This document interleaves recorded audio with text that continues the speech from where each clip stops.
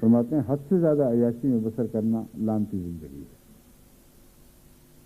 حد سے زیادہ عیاشی، یہ کیا چیز ہے؟ حد سے زیادہ عیاشی،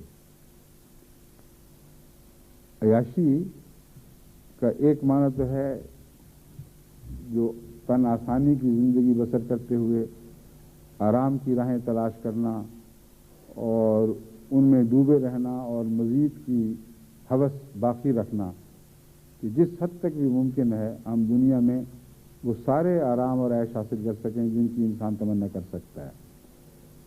اس آرزو کو لے کر جو صاحب حیثیت اور امیر لوگ آگے بڑھتے ہیں پھر وہ آگے بڑھتے چلے جاتے ہیں یہاں تک کہ پھر وہ دنیا کی مصائب اور تکلیفوں سے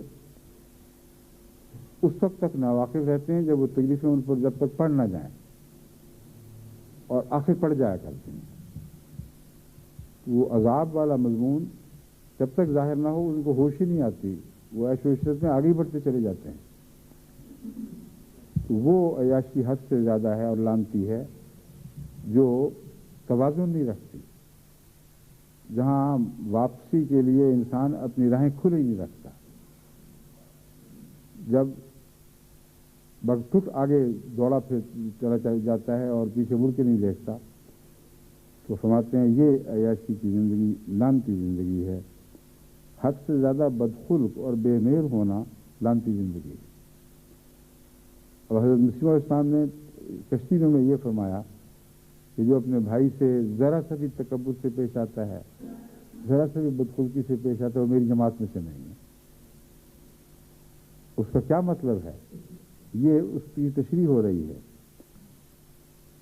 فرمایا ہے وہ جماعت جو میں کہہ رہا ہوں وہ پاکوں کی وہ جماعت ہے جس کی حفاظت کا خدا نے وعدہ کر دیا ہے. اگر تم میرے ہو جاؤ اور میرے گھر والے بن جاؤ تو اس کے لیے یہ صفات تم میں ہونی چاہیے. اب وہ فرما رہے ہیں کہ یہ اگر تمہارے اندر برائیاں اس حد تک قبضہ نہ کریں تو پھر مایوسی کی وجہ کوئی نہیں، تم پھر بھی بچ سکتے ہو. تو بدخلقی کو پسند تو نہیں فرما رہا ہے. حد سے زیادہ بدخلقی کا مطلب یہ ہے کہ انسان کی اپنے زبان، اپنے کردار، اپنے روش اور رویے پر کوئی اختیار نہیں پھر رہتا.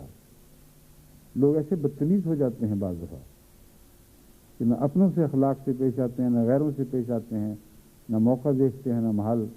اپنے بچوں سے بھی بدتمیز، اپنی بیویوں سے بھی بدتمیز، اپنے رشتہ داروں سے، اپنے بڑوں سے، اپنے چھوٹوں سے، اور ناقابل برداشت